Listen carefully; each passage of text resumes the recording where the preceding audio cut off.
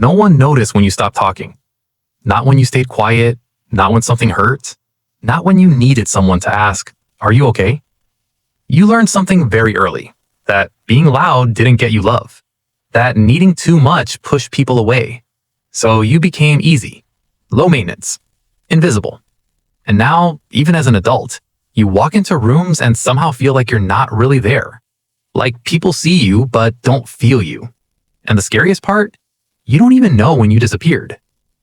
Maybe you were the good child, the one who didn't cause problems, the one who didn't talk back, the one who handled things on your own. If something hurt, you stayed quiet. If something felt unfair, you let it go. If you needed comfort, you told yourself it wasn't a big deal. Because deep down, you sensed something. There wasn't space for your emotions. Maybe your parents were busy, or stressed, or emotionally distant. Maybe they loved you, but they didn't really see you. So you adapted. You became what was easiest to love. And slowly, you disappeared into that version of yourself. Here's what most people don't realize. Children don't stop needing attention. They just stop asking for it. And when that happens, something shifts inside them. They begin to believe, my feelings don't matter. My needs are too much. I should handle everything alone. Not because it's true, but because it was safer to believe that than to feel ignored. So instead of expressing, you suppressed. Instead of reaching out, you withdrew. And over time, that becomes your identity.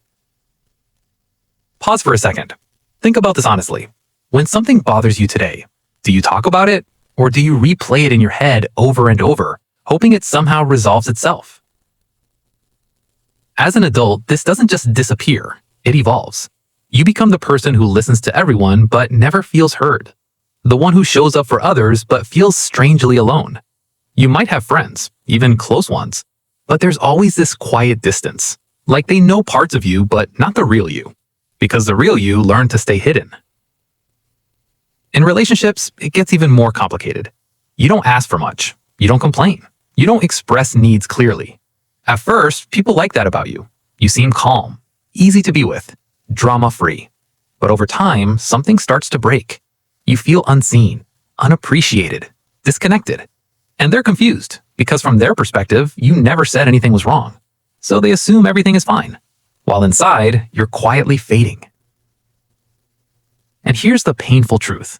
You didn't become invisible because you're unimportant. You became invisible because at some point, it was the only way to feel safe. Being unnoticed meant fewer conflicts, fewer disappointments, fewer moments of feeling rejected. So your mind made a decision. If I don't take up space, I won't get hurt.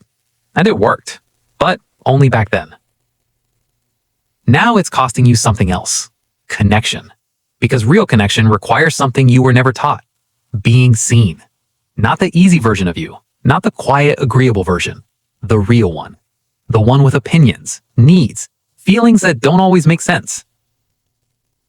Here's another moment to pause. When was the last time you told someone how you really felt?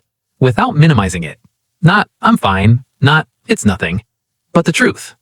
If that question feels uncomfortable, that's not random. That's the invisible child still protecting you, still trying to keep things safe. But here's the twist most people don't expect. The problem isn't that people don't see you, it's that you've gotten so good at hiding they don't know where to look. You learn to shrink yourself so well that even when someone wants to understand you, there's nothing visible for them to hold on to. And that creates a painful cycle. You feel unseen, so you withdraw more. You withdraw so people miss you even more. And it keeps repeating. But this isn't permanent, because invisibility isn't who you are. It's something you learned. And anything learned can be unlearned. Slowly, uncomfortably, but it can change. It starts small, saying one honest thing instead of staying silent, admitting when something bothered you, even if your voice shakes, letting someone see a piece of you that you would normally hide. At first, it will feel wrong, almost dangerous, like you're breaking a rule you followed your whole life. But you're not breaking anything. You're finally showing up. And not everyone will respond perfectly. Some people won't understand. Some might even pull away. But the right people, they won't be scared of your presence. They'll be drawn to it. Because for the first time, they're not interacting with a shadow. They're connecting with you. You were never meant to be invisible. You were just taught that being seen wasn't safe. But your voice matters. Your feelings matter. Your presence matters more than you think. And the world doesn't need another quiet ghost moving through life unnoticed. It needs the version of you that you've been hiding all along.